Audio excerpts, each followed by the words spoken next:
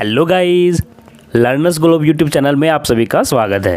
तो देखिए, आज हम लोग सेट 5 तक कंप्लीट करवा चुके हैं आप लोग का, है ना, टीचिंग एप्टीट्यूड। तो आज हम लोग सेट 6 की तरफ बढ़ेंगे। और मैं बता दूं कि ये क्वेश्चंस ऐसे हैं जो मोस्ट एक्सपेक्टेड है और एग्जाम्स में आ सकते हैं, क्योंकि देखिए ये सीईटी का एग्जाम का क्वेश्चन ही मैं लिया हुआ हूँ बीएड का 2021 का। क्लैरिफिकेशन के लिए बता दूँ कि बिहार बीएड में ये क्वेश्चन आए हुए हैं, और इससे पहले मैं झारखंड का करवा चुका हूँ। उसके बाद मैं छत्तीसगढ़ का भी करवाऊंगा, एमपी का भी करवाऊंगा, उत्तराखंड का करवाऊंगा। जो भी मुझे मिलेगा हम सारा सेट्स करवाएंगे, ताकि जो मोस्ट एक्सपेक्टेड क्वेश्चन हैं वो आप लोग को करवा सके। क्या होता है ना कि टीचिंग एप्टीट्यूड में एक स्टेट वाले क्वेश्चंस दूसरे स्टेट में जनरली पूछ लिए जाते हैं, क्योंकि ये देखिए इंपॉर्टेंट क्वेश्चंस हैं।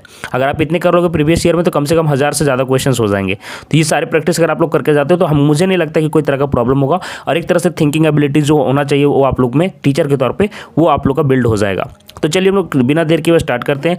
और ये खंड 5 में करके क्वेश्चंस पूछा हुआ था, क्या लिख करके लिखा हुआ था, teaching learning environment in schools, विद्यालयों में शिक्षा एवं ज्ञान का वातावरण, ऐसे करके क्वेश्चंस किए हुए थे और अच्छे अच्छे क्वेश्चंस किए हुए थे। तो चलिए हम लोग देख लेते हैं। और याद रखिए, अगर कुछ क्वेश्चंस में अगर आपको डाउट लगता है कि अगर आपको समझ में नहीं आ रहा है तो उनको थोड़ा सा याद भी कर सकते हो आप लोग, क्योंकि देखिए बाद में जाके 2 साल का जो आप लोग का करिकुलम है वहाँ पे आप सीखोगे ही बीएड में जाके, ठीक है। लेकिन यहाँ पे कभी कभी क्वेश्चंस बहुत डीप से पूछ लिया जाता है, जो कि आप लोग कभी इतना नहीं भी जानोगे तो चलेगा। तो वैसे वैसे क्वेश्चन का आंसर भी आप लोग याद रख सकते हो। बाकी जो आसान क्वेश्चन है फैक्चुअल है, फैक्चुअल वाले क्वेश्चन आप लोग एकदम याद रखिए, क्योंकि वो क्वेश्चन आपको क्या करेंगे, बाकी से आप लोग को एज देंगे और आप लोग काफ़ी से आगे निकल जाओगे बाकी बच्चों से। तो फैक्ट्स वाले क्वेश्चन और एक स्टेटमेंट्स वाले क्वेश्चन, स्टेटमेंट्स वाले क्वेश्चन मैं बता रहा हूँ कि याद रखिएगा कि वो स्टेटमेंट्स किसने दिया, ठीक है। जैसे आईक्यू वाला मैंने पिछले बार बताया था, तो आईक्यू वाला क्वेश्चन इंपॉर्टेंट है, वो पूछ लिया जाता है। तो वो सारे क्वेश्चंस आप लोग करते चलिएगा। तो चलिए हम लोग देखते हैं, चलिए इस मतलब कि जो भी क्वेश्चंस आए हुए चलिए उस पर बढ़ते हैं हम लोग।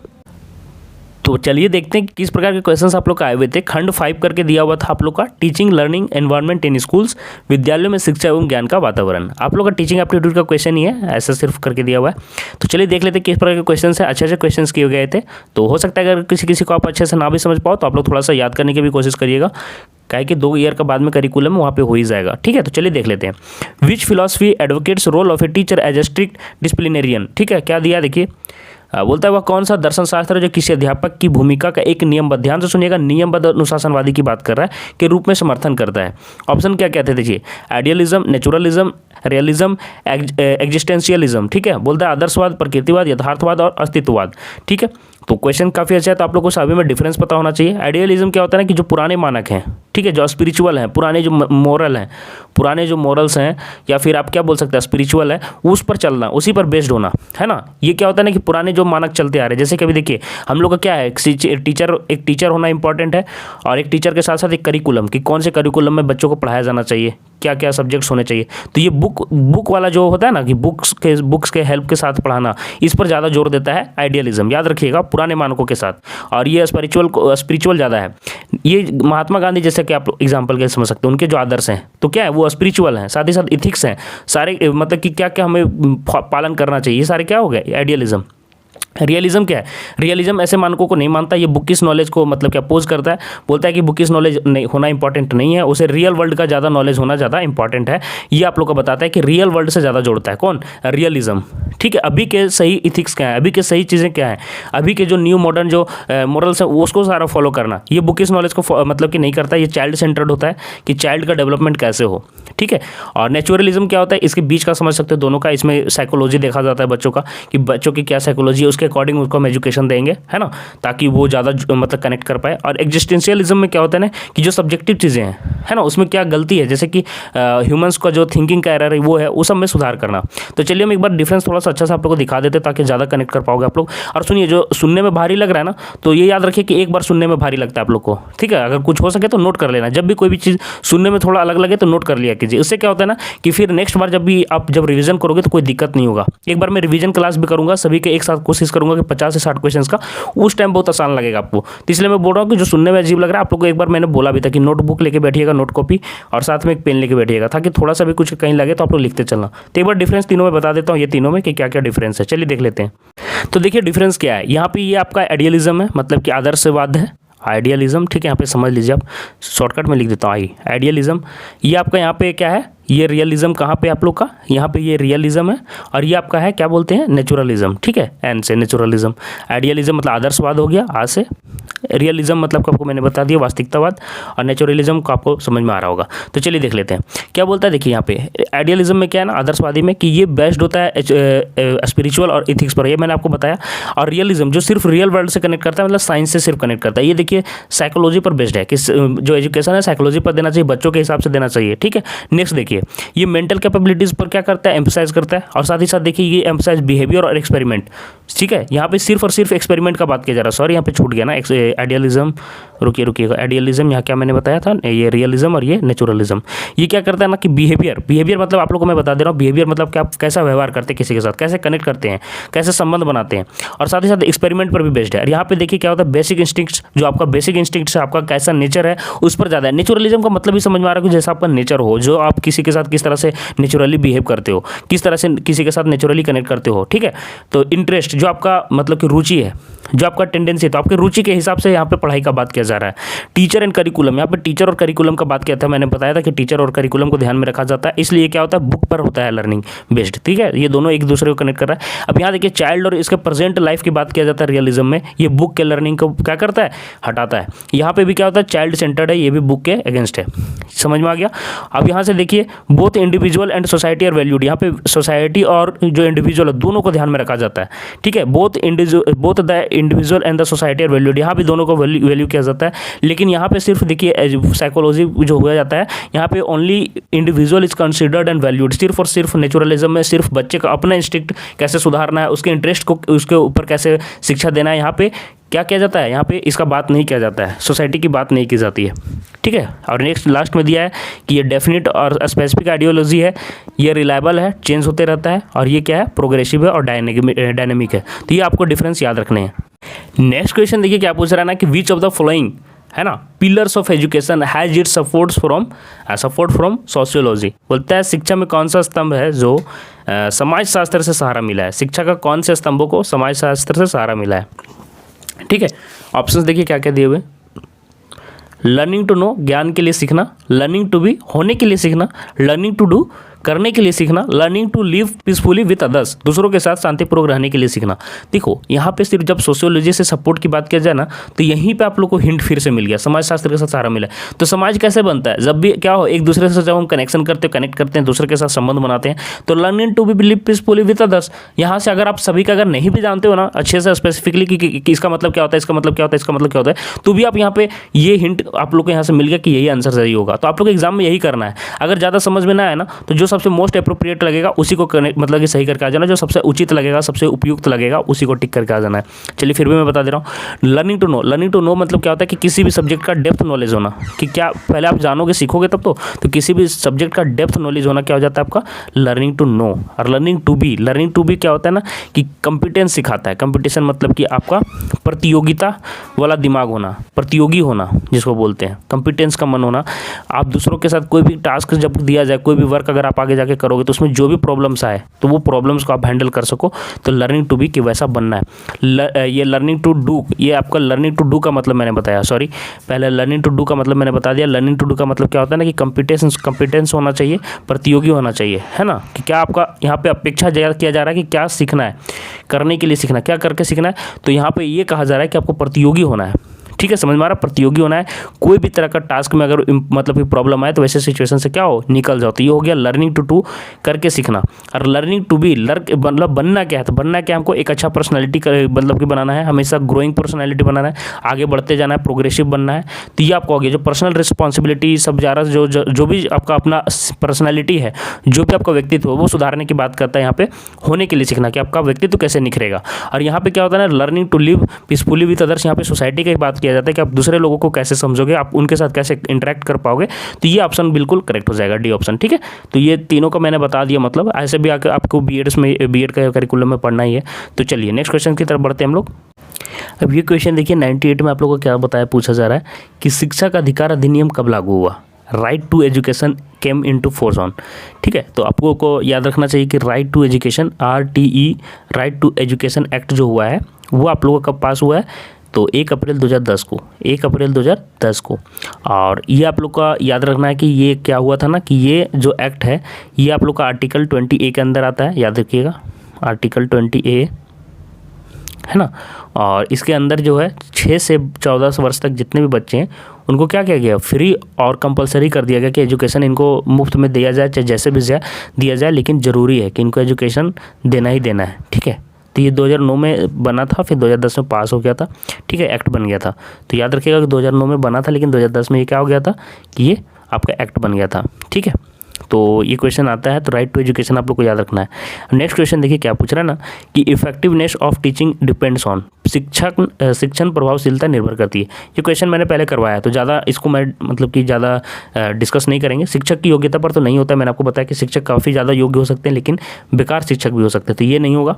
आप लोग एलिमिनेट करने भी सीखना होगा। शिक्षक का व्यक्तित्व पर भी निर्भर नहीं करता है कि शिक्षक का व्यक्तित्व कैसा है, पर्सनैलिटी देखने में कैसा है, क्या कुछ भी जैसा भी है वो सारा चीज़ डिपेंड नहीं करता है। हैंड राइटिंग तो एकदम नहीं होगा कि लिखावट, सभी के लिखावट अच्छे नहीं हो सकते। ठीक है, सब्जेक्ट अंडरस्टैंडिंग ऑफ टीचर, ये मैंने पहले भी आपको बताया था। शिक्षक को विषय की समझ अच्छा होना चाहिए, जितना अच्छा वो अंडरस्टैंडिंग उनके पास होगा वो उतने ही अच्छे से बच्चों से उनको क्या करेंगे, समझा पाएंगे। तो ये आपका हो गया डी ऑप्शन। ठीक है, तो इस तरह के क्वेश्चन आप लोग को आएंगे, तो ये आप लोग को समझना होगा। चलिए नेक्स्ट क्वेश्चन देखिए क्या पूछ रहा है। 100 नंबर क्वेश्चन देखिए पूछ रहा है, ए mathematics teacher discussed some problems in the classroom and then asked to students to work out some problems given in the book. Students are practicing the law of, कौन सा लॉ को follow कर रहे हैं, प्रैक्टिस कर रहे हैं, वो बताना है आपको। ठीक है, गणित के अध्यापक है, कुछ प्रश्न कराता है और उसके बाद क्या किया जाता है, छात्रों को पुस्तक में जो समस्याएं हैं उनको हल करने के लिए कहता है। इस स्थिति में छात्र जिस नियम का पालन करता है वो क्या है। ठीक है, तो याद रखिए क्या क्या ओपन दिया है ऑप्शंस, निकटता का नियम, ठीक है, कॉन्टिग्यूटी, फिर दिया पुनर्बलन का नियम, रीइंफोर्समेंट, और फिर दिया है तत्परता का नियम, रेडीनेस, अभ्यास का नियम, एक्सरसाइज। तो याद रखिए ना कि निकटता का नियम क्या है। ठीक है, तो कॉन्टिग्यूटी में क्या होता है ना कि इसमें क्या होता है कि निकटता का नियम मतलब कि कुछ स्टिमुलेशन किया जाता है।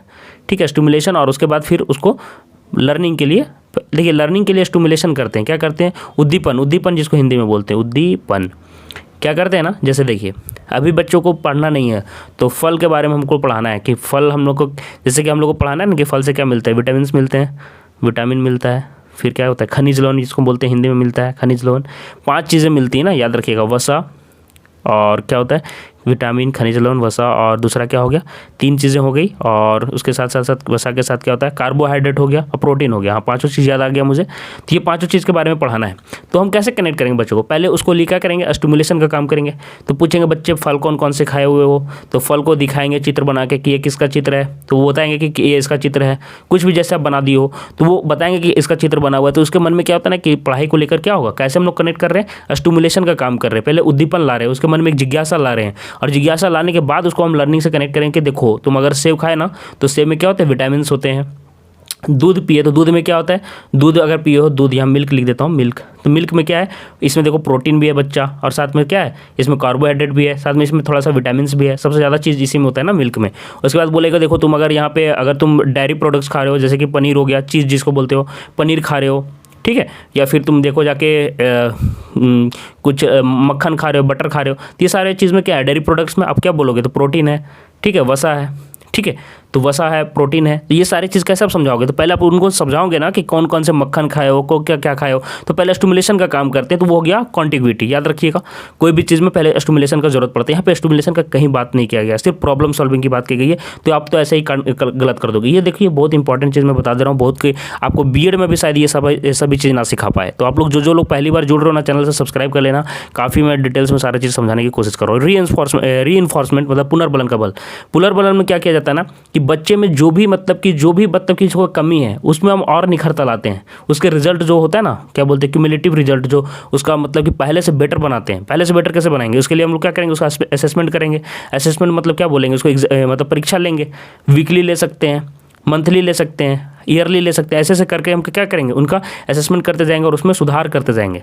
ठीक है, तो ये रीइंफोर्समेंट हो गया। और जो भी कमी है, एक कमी होता है कि तुरंत सुधार दिया जाए। वॉकिंग स्टाइल हो या फिर पढ़ने का रीडिंग स्टाइल हो, सारा चीज़ हम लोग इसमें सुधारने की कोशिश करते हैं। ये रीइंफोर्समेंट हो गया।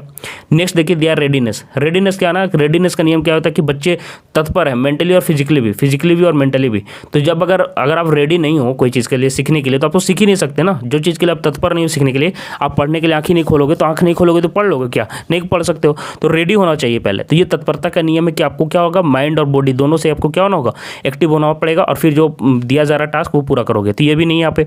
एक्सरसाइज, यहाँ पे यही बात किया जाता है, एक्सरसाइज अभ्यास, मतलब कि जो भी चीज़ आपको मिली हुई है आप उनको खुद से बनाओगे जो शिक्षक पहले करवा चुका है। तो यहाँ पे देखिए, यहाँ पे कुछ प्रश्न कराता है और फिर करने के लिए बोलता है। तो यही चीज़ बोला गया यहाँ पे, एक्सरसाइज का बात किया जा रहा है। तो अभ्यास का नियम बिल्कुल करेक्ट हो जाएगा, डी ऑप्शन। ठीक है। अब कहीं पे भी अगर स्टिमुलेशन का बात किया जाएगा तो वहाँ पे कॉन्टिग्यूटी टच कीजिएगा। असेसमेंट का बात किया जाएगा कि असेसमेंट करते हैं, मतलब टेस्ट लेते हैं, टेस्ट जिसको बोलते हैं हिंदी में टेस्ट लेते हैं, या टेस्ट को हिंदी में जो भी बोलोगे। तो ये रीइंफोर्समेंट हो गया कि जो उसमें सुधार लाएंगे या पहले से और बेटरमेंट, कुछ गलती को सुधार करना, तो ये हो जाएगा रीइंफोर्समेंट, सुधार। रेडीनेस मैंने आपको बता दिया कि माइंड और बॉडी दोनों से, और फिर यहाँ पे एक्सरसाइज की मैंने बात कर दिया। तो ऐसे क्वेश्चन अगर आते हैं तो एग्जाम में गलत नहीं कीजिएगा। अब नेक्स्ट क्वेश्चन देखिए क्या पूछ रहा ना 101 में, कि भारत में शिक्षा के इतिहास में निम्नलिखित, ये आप लोगों को मैं बता रहा हूँ कि कोई भी एग्जाम में आ सकता है टीचिंग एप्टीट्यूड, तो आप लोग मतलब कि लाइटली नहीं लीजिएगा, सारे क्वेश्चंस करते चलिए। एक कोई ने मैसेज किया था कि सर VVI क्वेश्चंस करवा दो, यार सभी VVI हैं, कोई कम नहीं है। ठीक है, चलिए। भारत में शिक्षा के इतिहास में निम्नलिखित महत्वपूर्ण प्रभाव को कालिक क्रम में सजाना है। कालिक क्रम मतलब क्या होता है कि उनको टेम्पोरल सीक्वेंस में आपको मतलब कि सजाना है। Predominant influence of the following, तो चलिए देख लेते हैं कि history of education in India arrange in the temporal sequence. देख लेते हैं कि कौन पहले हुआ कौन बाद में हुआ। पहले डेमोक्रेसी दिया, प्रजातंत्र, फिर रिलीजन दिया हुआ, धर्म, पॉलिटिक्स दिया हुआ, राजनीतिकरण और मॉडर्नाइजेशन दिया गया, आधुनिकीकरण। ठीक है। तो इसमें देखिए सीधा सीधा मैं आपको ऑप्शन बता दे रहा हूँ कि 101 में आप लोगों को कौन सा सही हो जाएगा। सबसे पहले क्या हो जाएगा, सबसे पहले आपका हो जाएगा रिलीजन, धर्म। ठीक है, धर्म पहला नंबर पे आएगा। फिर उसके बाद क्या आएगा हमारा, उसके बाद आएगा इस राजनीति, धर्म के बाद राजनीति, और राजनीति के बाद फिर हमारा जाएगा प्रजातंत्र, और उसके बाद आएगा आधुनिकीकरण। आधुनिकीकरण सबसे लास्ट में आएगा ना। तो शिक्षा के इतिहास में ऐसा ही हम लोग लाएंगे। ये देखिए माइक्रो सिस्टम के अंदर आता है, एकदम कनेक्ट किया जाता है कि एक से दूसरे तुरंत बदलाव, मतलब कि क्या बोलते हैं, निकटता के साथ जुड़े हुए हैं, एक के प्रभाव में दूसरा तुरंत आ जाता है। तो शिक्षा के इतिहास में प्रभावों का यहाँ पे मैं कालिक क्रम बता रहा हूँ कि सबसे पहले धर्म के अंदर पढ़ाई दिया गया, फिर राजनीति के साथ, फिर यहाँ पे क्या हुआ प्रजातंत्र, है ना, और उसके बाद आधुनिकीकरण। तो क्या हो जाएगा BCAD, मतलब कि 101 का बी ऑप्शन बिल्कुल आपको करेक्ट हो जाएगा। ठीक है। तो इस तरह के क्वेश्चंस आप लोग के आए हुए थे। चलिए नेक्स्ट क्वेश्चन की तरफ बढ़ते हैं। नेक्स्ट क्वेश्चन देखिए क्या पूछ रहा था ना, कि कक्षा में व्यक्ति भेद का ज्ञान अध्यापक को मदद करता है। हिंदी में कुछ कुछ ऐसे वर्ड हो जाता है ना, एकदम समझ में आता है। व्यक्ति भेद क्या समझ में आ गया, लेकिन यहाँ से समझ पा रहे हो इंडिविजुअल डिफरेंस की बात कर रहा है। Knowledge of individual difference in the class will help a teacher to. इसलिए मैं ना हिंदी इंग्लिश दोनों में क्वेश्चन रखता हूँ। कभी कभी क्या होता है ना कि इंग्लिश में कभी हिंदी में कभी कभी बहुत अटपटांग मतलब ये कर दिया जाता है हिंदी ट्रांसलेशन। ये व्यक्ति भेद आपको एकदम समझ में नहीं आएगा कि क्या बोल रहा है। तो इंग्लिश में भी आप लोग थोड़ा सा ना, इसलिए मैं बोल रहा हूँ कि क्या बोलते हैं, थोड़ा सा मतलब कि ऐसा होना चाहिए कि इंग्लिश में भी थोड़ा बहुत आप समझ सको, ताकि आप लोग क्वेश्चंस को मतलब कि एक तरह से बोलते हैं ना कि हिंदी में समझ में नहीं आ रहा, तो थोड़ा सा इंग्लिश का भी हिंट ले लिए तो ज़्यादा समझ में आएगा। Knowledge of individual difference in the class will help teacher to, बोलता है कक्षा में व्यक्ति भेद का ज्ञान अध्यापक को मदद करता है। Maintain discipline in the class, कक्षा में अनुशासन बनाए रखने के लिए। Evaluate the homework of students, विद्यार्थियों का गृह कार्य मूल्यांकन करने के लिए। Plan the teaching learning activities, अध्ययन अध्यापन कार्य की योजना बनाने के लिए। Make necessary arrangements in the class, कक्षा में आवश्यक व्यवस्था करने के लिए, है ना। तो देखिए इंडिविजुअल डिफरेंस कैसे होता है। इंडिविजुअल डिफरेंस बहुत सारा तरीके से हो सकता है। इंटरेस्ट सब बच्चों का अलग हो सकता है। किसी बच्चों को जॉगिंग मतलब कि क्या बोलते हैं स्पोर्ट्स में ज़्यादा मन लगता है। किसी बच्चे को क्या होता है कुकिंग में ज़्यादा मन लग रहा है, कुकिंग तो बच्चे करते नहीं है, सॉरी। हो सकता है कि सिंगिंग में ज़्यादा मन लग रहा है, या फिर डांसिंग में किसी को मज़ा आ रहा है। किसी बच्चे को बुकी से मतलब बुक में ज़्यादा मतलब कि पढ़ने में ज़्यादा मज़ा आता है। तो इंडिविजुअल इंटरेस्ट सभी का अलग हो सकते हैं।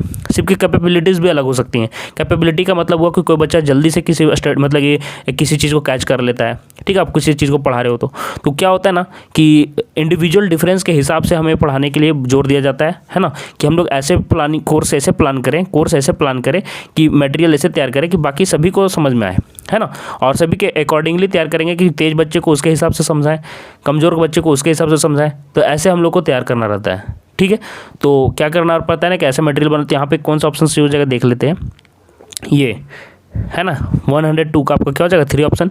अध्ययन अध्यापन कार्य की योजना बनाने के लिए हम लोग को क्या होता है इंडिविजुअल डिफरेंस मालूम होना चाहिए, ताकि हम लोग कौन सा प्लानिंग करेंगे वो सारा चीज़ आप लोग को पता होना चाहिए। कक्षा में अनुशासन बनाए रखने के लिए इसका कोई यूज़ नहीं है। ठीक है, कक्षा में आवश्यक व्यवस्था बनाने के लिए ये भी कोई उपयोग का क्वेश्चन का ऑप्शन नहीं हुआ। 2 में आपको टेंशन मतलब कि हो सकता था evaluate homework of students, homework आप इवेल्युएशन क्या करोगे, plan the teaching learning activities, मतलब कि उनकी एक्टिविटीज़ आप तैयार करोगे, प्लान करोगे कैसे उनको सिखाना है। ठीक है, अध्ययन अध्यापन कार्य की योजना बनाने के लिए आप लोग उनके इंडिविजुअल डिफरेंस का यूज़ करोगे। ठीक है, नेक्स्ट क्वेश्चन में पूछ रहा है modernisation is the process of, आधुनिकीकरण प्रक्रिया है। कैपिटलाइजेशन, पूंजीकरण, चेंज एंड अडेप्टेशन, अनुकूलता और परिवर्तन, है ना। फिर ये देखिए संस्कृतिकरण, है ना। फिर दिया हुआ है अस्त्रीकरण। ठीक है, तो चलिए देख लेते कौन सा ऑप्शन सही हो जाएगा। तो आप लोगों को मैं बता दूं कि ये आप लोगों को जो मॉडर्नाइजेशन है, मॉडर्नाइजेशन के अंदर क्या होता है ना कि सोसाइटी में जो चेंज होता है और उसको फिर हम उसके अकॉर्डिंग हम लोग ढल जाते हैं। तो क्या करते हैं हम लोग, एक तरह से अडेप्ट कर लेते हैं चेंज जो होता है उसके लिए। ठीक है, तो अनुकूलता और परिवर्तन, आपका बी ऑप्शन बिल्कुल करेक्ट हो जाएगा। ठीक है, चलिए नेक्स्ट क्वेश्चन की तरफ बढ़ते हैं। The mid day meal programme was for primary school was initiated, है ना, with a view to. Mid day meal जो आप लोगों का स्टार्ट किया गया कार्यक्रम प्राथमिक विद्यालय में, वो किस विचार से किया गया था। आप लोग सभी को पता होना चाहिए कि ये आप लोग को ज़्यादा से ज़्यादा नामांकन के लिए, ताकि गरीब बच्चे भी वहाँ पे आ जाएं, है ना, खाना खाने के लिए जो भी हो। उनके जो पेरेंट्स होते थे कभी कभी भेजते नहीं थे बच्चों को, गरीब बच्चे, कि क्या करेंगे पढ़ लिख के, ऐसे भी कुछ करना नहीं है ना, इससे अच्छा कुछ काम करेंगे साथ में घर में। तो क्या हुआ ना, खाना मिलने लगा। तो खाना मिलने लगा तो क्या हुआ, उनके पेरेंट्स को लगने लगा कि जो हम खाना देंगे कमा के, ये बच्चे को खाना ही खिलाने के लिए ना उनको काम कराना पड़ता था, गरीबी बहुत ज़्यादा था। तो ये सोचने लगे कि बच्चों का नामांकन बढ़ेगा, इसलिए ये मिड डे मील लागू किया गया और काफ़ी कारगर भी साबित हुआ। ये बहुत ही अच्छा साबित हुआ, क्योंकि इससे क्या हुआ, बच्चों का इनरोलमेंट बढ़ गया। तो इंक्रीज इनरोलमेंट, नामांकन बढ़ाने के लिए, संख्या बढ़ाने के लिए, ये ऑप्शन बिल्कुल करेक्ट हो जाएगा। काफ़ी इसीलिए इसको लागू किया गया था। चलिए नेक्स्ट क्वेश्चन बढ़ते हैं। 105 में पूछ रहा है which one of the following teachers would you like the most. आप किसे सबसे ज़्यादा पसंद करोगे, शिक्षक ऐसा कैसा होना चाहिए। निम्न में से कौन सा शिक्षक को आप अत्यधिक पसंद करेंगे। ठीक है, ये क्वेश्चन है, अत्यधिक पसंद करेंगे। जो पंक्चुअल हो, टाइम को लेकर पाबंद हो, है ना, हैविंग रिसर्च एप्टीट्यूड, शोध अभिक्षमता रखता हो, है ना, loving and having high idealistic philosophy, प्यारा और उच्च आदर्शात्मक दर्शन हो, हु ऑफन अम्यूजेज हिज स्टूडेंट्स, जो अक्सर अपने विद्यार्थी को खुश करता हो, मन बहलाता हो, अभिनंदित करता हो। चलिए, तो ऐसे तो इसका आंसर देखिए सभी के सभी अच्छे लग रहे हैं कि कौन सा टिक मारना है। ऐसे क्वेश्चंस ज़्यादा कन्फ्यूजन क्रिएट करते हैं और कौन सा टिक करें समझ में नहीं आता। उपयुक्त सभी होता तो अलग बात है। पाबंद होता तो ऐसे हम लोग टिक नहीं कर सकते, है ना, क्योंकि मैक्सिमम टीचर क्या होते हैं, पाबंद होते हैं। तो क्या हमको पूछ रहा है कि मोस्ट जब पूछ रहा है तो किसी एक टीचर को हम लोग पिक करना है और उसकी क्या क्वालिटीज़ होने चाहिए। तो हम किसको पिक कर सकते हैं, पाबंद बहुत सारे टीचर हो सकते हैं, लेकिन उनके टीचिंग मतलब कि जो होता है, जो मेथड होता है, हो सकता है कि बच्चों को पसंद ना आता हो। टीचिंग जो स्किल होता है वो ऐसे नहीं आता है, पाबंदी आप समय से पाबंद हो तो उससे नहीं आता। तो ये आप लोग को ऐसे करके एलिमिनेट करना होगा। पहले आपको टीचिंग ना कैसे मेथड होना चाहिए, बच्चों को कैसे ज़्यादा कनेक्ट कर पाओगे, वैसे क्वेश्चन के ऑप्शन वैसे ही ज़्यादा सही होते हैं। तो पंक्चुअल होने से आप कनेक्ट नहीं कर सकते। चलिए, हु ऑफन अम्यूजेज हिज स्टूडेंट्स, जो अपने विद्यार्थियों को हमेशा खुश कर दे। हम खुश करने के लिए पढ़ाने नहीं गए, लेकिन एक बात याद रखिए ना कि जनरली बच्चे उसी से ज़्यादा कनेक्ट करते हैं जो अत्यधिक पसंद करते हैं। मैं ऐसे बता रहा हूँ कि जैसे आप लोग क्लास करने जाओगे, जो बच्चों को खुश रखने जानते हो, अगर बच्चों को आप खुश नहीं रखना जानते हो ना, आप कितना भी पढ़ा लो वो कनेक्ट नहीं कर पाएंगे। लेकिन यहाँ चलो ऐसे सही नहीं करना है ना, नहीं तो गलत हो जाएगा, आप लोग समझ रहे होगे। पंक्चुअल नहीं करना है और हु ऑफन अम्यूजेज हिज स्टूडेंट्स, ये भी नहीं होगा। अब देखिए सेकंड, थर्ड और थर्ड में ऑप्शन आप लोग कंफ्यूज हो रहोगे। हैविंग रिसर्च एप्टीट्यूड और loving and having high idealistic philosophy, प्यारा और उच्च आदर्शात्मक दर्शन हो, शोध अभिक्षमता रखता हो।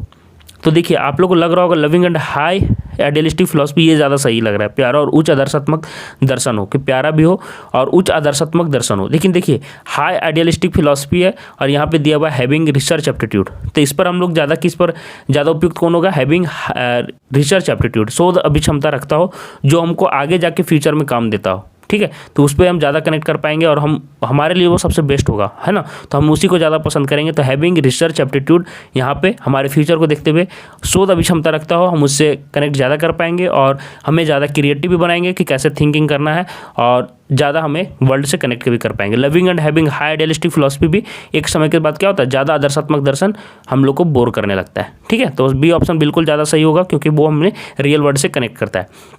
ये देखिए SCERT was established in, SCERT स्थापित कब हुआ आपको ना, ये मैंने मॉडल पेपर का आप सेट देख लेना, ये 6 सेट करवा रहा हूँ ना मैं, आप लोग देख लेना 1 और 2 में ये मैंने बहुत ही अच्छे से करवा दिया है। SCERT NCERT कब इस्टेब्लिश्ड हुआ का, इसका फुल फॉर्म मैंने आपको पूछा था, NCERT के बारे में पूछा था, तो वो मैं बार बार रिवाइज नहीं करूँगा, क्या कि बोर होगा आप लोग, क्योंकि ये 6th सेट चल रहा है, 5 सेट आप लोग कंप्लीट कर चुके हो। तो यहाँ पे मैं सिर्फ बता दे रहा हूँ कि ये इस्टेब्लिश्ड कब हुआ था, तो 106 का आपका ए हो जाएगा 1988। ठीक है, तो आप लोग मैं फिर से बोल रहा हूँ कि सभी सेट आप लोग देखते चलेगा हमारे साथ, कोई भी सेट आप लोग छोड़िएगा नहीं।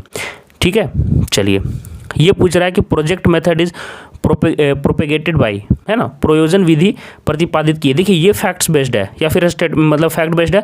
ऐसे क्वेश्चन अगर आ जाते हैं ना तो एकदम याद करके चल जाना, आप लोग को बाकी से एज मिलेगा, आप काफ़ी आगे निकल जाओगे। तो project method is propagated by, प्रयोजन विधि प्रतिपादित की है, किसने की है? तो 107 का आपका आंसर हो जाएगा। याद रखिएगा बी, किलपैट्रिक ने। किसने? किलपैट्रिक, नाम याद रखिएगा, मार दिया जिसने, किलपैट्रिक। किलपैट्रिक 107 का आपका बी ऑप्शन सही हो जाएगा।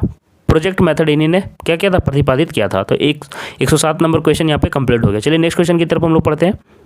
ये देखिए पूछ रहा है कि which one of the following is a good method of teaching. ये भी मैंने आपको प्रीवियस सेट में करवाया, देख लेना।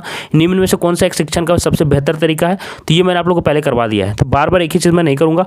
फिर भी आपको बता दे रहा हूँ कि 108 का आपका बी ऑप्शन बिल्कुल सही हो जाएगा, सेमिनार एंड प्रोजेक्ट। तो देख रहे हैं कि कुछ सेट आप किए नहीं, सिर्फ 5 सेट किए और उसी में से 2-3 क्वेश्चन अभी रिपीट होने लगे। ऐसा अगर 15 क्वेश्चन करवा देंगे सेट तो आप लोग के कितने क्वेश्चन रिपीट होने लगेंगे? तो इसी से एग्जाम में फायदा होगा ना। तो सेमिनार एंड प्रोजेक्ट, तो अभी आप लोग बोल रहे थे कि सर रिलेवेंट है कि नहीं है पढ़ाई, तो मैं फिर से बोल रहा हूँ कि सारे सेट रिलेवेंट है, सभी भी आई है, सभी करते चलो। तो सेमिनार और प्रोविजन, इस पर मैंने आप लोगों को बहुत ही अच्छे तरीके से समझाया भी था, तो कि सबसे गुड मेथड ये क्यों टीचिंग के लिए, तो आप पीछे के देख सकते हैं। ठीक है, 108 का बी ऑप्शन बिल्कुल करेक्ट हो जाएगा। चलिए नेक्स्ट क्वेश्चन की तरफ हम लोग बढ़ेंगे। 109 में देखिए पूछ रहा है निम्न में से कौन प्रोजेक्टेड एड से संबंधित नहीं है? Which of the following does not belong to a projected aid, है ना। ओवरहेड प्रोजेक्टर दिया हुआ है, ब्लैक बोर्ड दिया हुआ है, श्यामपट जिसको बोलते हैं, एपीडियास्कोप दिया हुआ है और स्लाइड प्रोजेक्टर दिया हुआ है। तो ये जो तीनों दिख रहे हैं ना, ओवरहेड प्रोजेक्टर, एपीडियास्कोप और स्लाइड प्रोजेक्टर, आप लोगों को पता होगा कि अब जो विजुअल्स दिखाए जाते हैं बहुत ही डिफरेंट होता है और लाइट्स की मदद से और भी बहुत तरह तरीके से दिखाए जाते हैं। तो ये सारे तीनों वो हैं, है ना। तो ब्लैक बोर्ड में वैसा नहीं है। ब्लैक बोर्ड बहुत ही पारंपरिक है, पारंपरिक जिसको बोलते हैं, बहुत ही पुराने दिनों से चलता आ रहा है ना। तो वैसा विजुअल एड है। लेकिन मोस्ट प्रोबेबल अगर पूछ दिया जाता ना कि मोस्ट वाइडली और मोस्ट पॉपुलर जो है विजुअल एड, तो ये हो जाएगा ब्लैक बोर्ड, याद रखिएगा, श्यामपट और चौक। ठीक है, तो वो अगर आंसर कब करना रहेगा, सही आप लोगों को समझ में आ गया। और यहाँ पे पूछ रहा ऐड से संबंधित नहीं है, तो भी यही आंसर होगा, क्योंकि देखिए ये तीनों जो है वो आप लोग के प्रोजेक्टेड ऐड से संबंधित है और न्यू तरीके से कैसे विजुअलाइज करवाते हैं सारा चीज़ उसमें दिखाया जाता है। ब्लैक बोर्ड में वैसा विजुअलाइज नहीं करवा सकते बच्चों से, है ना। Which examination has no place of discrimination, किस परीक्षा में पक्षपात का कोई स्थान नहीं है? तो देखिए वैलिडिटी, आप लोगों को वैधता मैंने आप लोगों को पहले भी बताया, ये क्वेश्चंस मैंने पहले भी करवाए हैं। ठीक है, तो ज़्यादा नहीं समझा पाऊंगा, आप लोग पहले के सेट देखते आ रहे होंगे। तो जनरलिटी देख रहे हैं पहले से कितने रिपीट हो रहे हैं। रिलायबिलिटी आप लोगों को ऊपर ब्लैक बोर्ड वाला भी बताया था, विजुअल एड वाला। रिलायबिलिटी वस्तुनिष्ठता, ऑब्जेक्टिविटी वस्तुनिष्ठता, तो आप लोगों को मैंने सब्जेक्टिविटी भी बताया था। तो आप लोगों को मैंने ये भी समझा दिया था कि ऑब्जेक्टिविटी जो होता है उसमें हम पक्षपात नहीं कर सकते, इसका सिर्फ और सिर्फ एक रिजल्ट होता है और वही आंसर सही हो जाता है। तो हम इस तरह से इसमें रिजल्ट में हम किसी भी तरह का डिस्क्रिमिनेशन या पक्षपात नहीं कर सकते। जबकि सब्जेक्टिविटी में क्या होता है ना कि सब्जेक्टिविटी में हम क्या हो जाता है कि उसमें हम अपने पर्सनल थॉट्स, जो हम लोग का पर्सनल ओपिनियन रहता है उसमें लिख सकते हैं, है ना। तो उसमें हम पक्षपात कर सकते हैं, लेकिन इसमें नहीं हो सकता। तो ऑब्जेक्टिविटी इसका सही आंसर हो जाएगा। वैलिडिटी का मैंने आप लोगों को मतलब समझाया था कि किसी भी तरह का ट्रांसफॉर्मेशन करना, किसी भी थोड़ा सा इंप्रूवमेंट लाना, ताकि क्या हो, एक्यूरेसी ज़्यादा मिले, और एक्यूरेसी ज़्यादा मिलने से क्या होगा, हम अपने गोल को अचीव कर पाएंगे। ये आप लोग को मैंने ये से बताया था कि हिंदी में आप लोग ये समझ सकते हैं कि हम अपने जो सेक्शन टेक्निक है या कोई भी तकनीक है, जो रिसर्च का तकनीक है या एक्सपेरिमेंट का तकनीक है, जो भी हम एक्सपेरिमेंट कर रहे हैं उस एक्सपेरिमेंट में हम थोड़ा सा परिवर्तन करेंगे, थोड़ा सा डिफरेंस लाएंगे, ताकि एक्यूरेसी ज़्यादा मिले। और एक्यूरेसी जब ज़्यादा सही मिलने लगेगा तो हम जो भी हमारा जो गोल रखे हैं, हमको ये लक्ष्य प्राप्ति करना, वो लक्ष्य प्राप्ति अच्छे से कर पाएंगे। तो वैलिडिटी वो होता है। आपको नेक्स्ट मैंने बताया था रिलायबिलिटी मैंने बताया था कि किसी भी एक्सपेरिमेंट का अगर हम रिसर्च कर रहे हैं या एक्सपेरिमेंट कर रहे हैं तो 2 टाइम गैप के बीच में अगर हम उसके रिजल्ट को देखें तो ज़्यादा डिफरेंस नहीं आना चाहिए। तो वो रिलायबिलिटी है कि विश्वसनीयता कितना उसके अंदर। और ऑब्जेक्टिविटी भी मैंने समझाया था, सब्जेक्टिविटी भी। तो चलिए नेक्स्ट क्वेश्चन चलते हैं। आप लोग इसलिए मैं बोल रहा हूँ कि पुराने सेट्स हमारे सारे लगा लें, आप लोग को तब समझ में आएगा कि कितने रेलेवेंट है। सभी एक दूसरे सब इंटरेक्ट होने लगे हैं, देख रहे होंगे कि पहले के एग्जाम में दूसरे के एग्जाम में कितना मतलब कि सेम आता है क्वेश्चन। ये आप लोग को झारखंड वाला में भी आया था तो बिहार वाला में भी आ गया। तो ऐसा नहीं है कि क्वेश्चन में डिफरेंस रहता है, ये मैंने पहले बोल दिया है। The stage in between childhood and adulthood, है ना, बाल्यावस्था और शैशवावस्था के बीच की अवस्था। तो आप लोगों को मैंने एक बात बताया था कि इन्फेंसी होता है वो आप लोगों का कितना तक एज होता है, 1 से 6 तक होता है। ठीक है, याद रखिएगा। देखिए इन्फेंसी दे भी दिया है, शैशवावस्था। तो सबसे फर्स्ट यही होता है, 1 से 6 वर्ष तक यही होता है, याद रखिएगा। लिख सकते हैं तो लिख लीजिए शैशवावस्था, या फिर इन्फेंसी वाला जो होता है शैशवावस्था, यहाँ पे शैशव यहाँ पे शॉर्ट कर देते हैं। फिर 6 से लेकर 12 वर्ष तक आप लोगों का क्या होता है, लिख लीजिएगा तो लिख लीजिए आप लोग, इसका ऑर्डर में ही बता रहा हूँ मैं। फिर यहाँ पे चाइल्डहुड हो गया, चाइल्डहुड मतलब बाल्यावस्था, बाल्यावस्था लिख लीजिए, पूरा लिख सकते हैं। तो फिर 12 से लगभग 18 वर्ष तक, है ना, 18, 19, यहाँ पे 19 भी लिख सकते हो, चलेगा, थोड़ा बहुत डिफरेंस रहता है। तो यहाँ पे हो जाएगा आपका किशोरावस्था, याद रखिएगा। फिर किशोरावस्था आ जाता है, किशोरावस्था। और 18 से प्लस के बीच में हम लोग क्या बोलेंगे, युवावस्था, या फिर प्रौढ़ावस्था भी लिख सकते हैं आप लोग, प्रौढ़ावस्था भी लिख सकते हैं हिंदी वाले, है ना, जिसको बड़ा में क्या बोलेंगे, यूथ, है ना, प्रौढ़ावस्था, एडल्ट, प्रौढ़ावस्था। तो लिख सकते हैं, तो लिख लीजिए, प्रौढ़ा है, ढा है ये, ढा, प्रौढ़ा, ठीक है। तो सबसे पहले यहाँ पे पूछ रहा है बाल्यावस्था और युवावस्था के बीच में, तो कौन आया, किशोरावस्था आ गया, एडोलेसेंस, ठीक है। तो 1 से 11 का कौन सा ऑप्शन सही हो जाएगा, 3 ऑप्शन, सी ऑप्शन बिल्कुल सही हो जाएगा, ठीक है। तो क्वेश्चंस देख रहे होंगे पहले से रिपीट होते हैं, अभी मैंने ये चारों बता दिया, ये चारों याद रखिएगा, ये बहुत इंपॉर्टेंट क्वेश्चन है। क्यूरियोसिटी, जिज्ञासा क्या है, तो जिज्ञासा क्या होता है, जानने की इच्छा, क्या हो जाएगा, फील टू नो, ये ऑप्शन बिल्कुल करेक्ट हो जाएगा। ये तो अच्छा क्वेश्चन था कि जिज्ञासा की है क्या, तो जिज्ञासा वही है किसी भी चीज़ को जानने की इच्छा। चलिए next question, the aim of teaching is, शिक्षण का उद्देश्य क्या है, to provide knowledge to students, हाँ, शिक्षकों को ज्ञान उपलब्ध कराना, हम करिकुलम के थ्रू यही तो सिखाते हैं। To encourage students for learning, विद्यार्थियों को पढ़ने के लिए प्रोत्साहित करना, हाँ।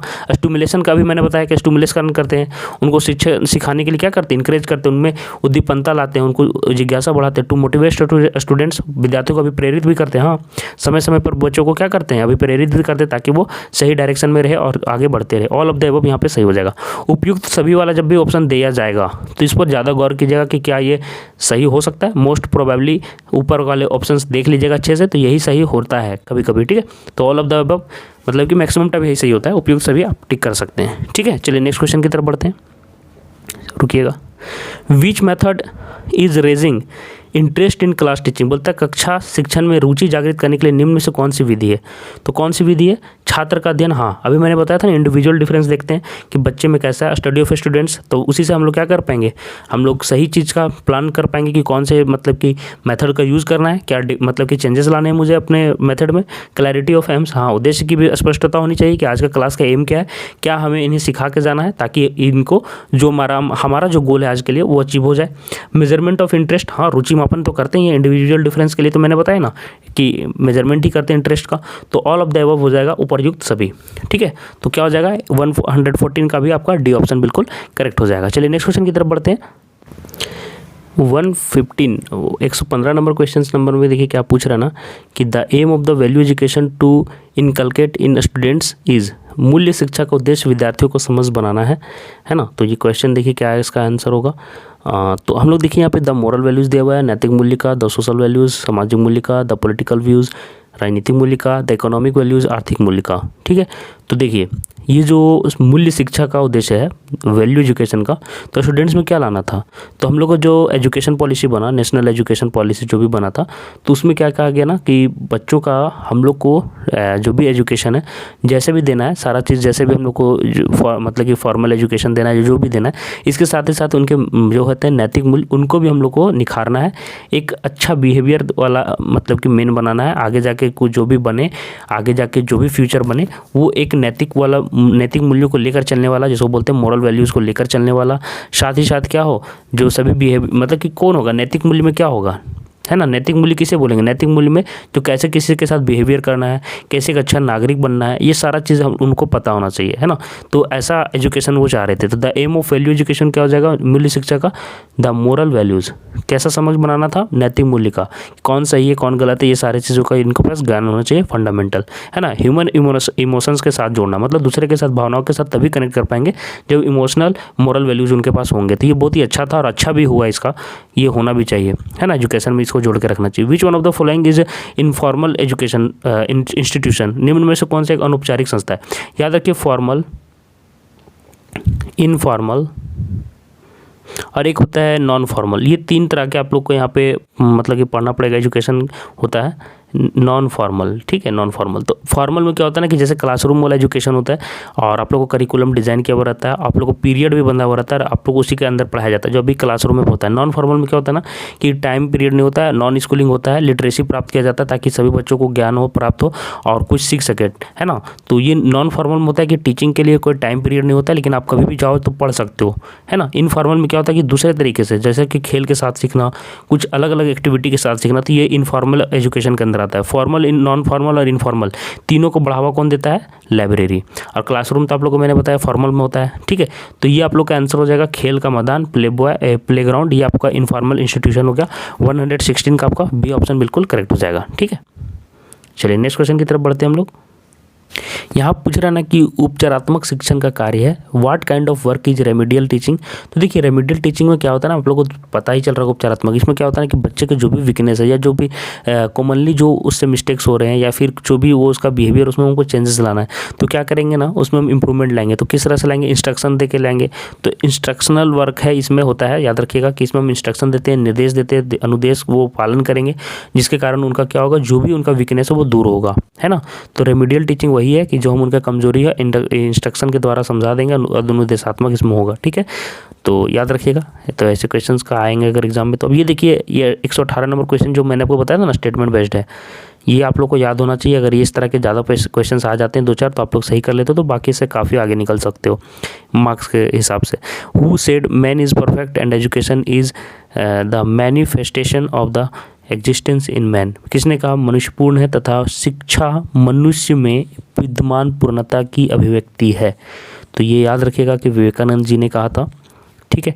तो ये क्वेश्चन अगर आता है एग्जाम में तो इस तरह के क्वेश्चन आप लोग को फैक्ट्स वाले और स्टेटमेंट वाले ये गलत नहीं करना, जितना ज़्यादा हो सके इसकी प्रैक्टिस कर लेना। किसने कहा मनुष्य पूर्ण है तथा शिक्षा मनुष्य में विद्यमान पूर्णता की अभिव्यक्ति है, विवेकानंद ने कहा था ऐसा, ठीक है। चलिए नेक्स्ट क्वेश्चन की तरफ हम लोग चलते हैं।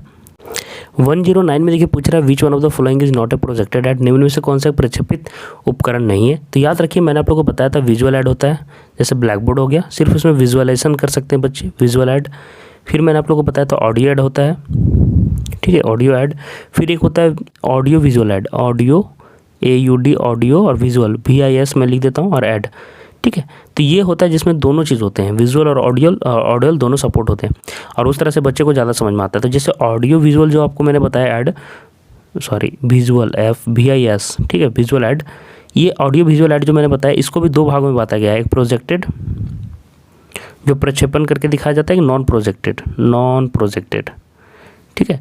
तो प्रोजेक्टेड और नॉन प्रोजेक्टेड में बांटा गया है। प्रोजेक्टेड वाला जिसमें प्रोजेक्शन के साथ दिखाया था, नॉन प्रोजेक्टेड जिसमें बिना प्रोजेक्शन के साथ दिखाया, जैसे फोटोग्राफ्स हो गया, फोटोग्राफ्स मतलब पिक्चर हो गया, फिर आपका स्लाइड्स हो गया, फ्लैश कार्ड हो गया, ये सारे क्या होते हैं ना नॉन प्रोजेक्टेड में आते हैं, ठीक है।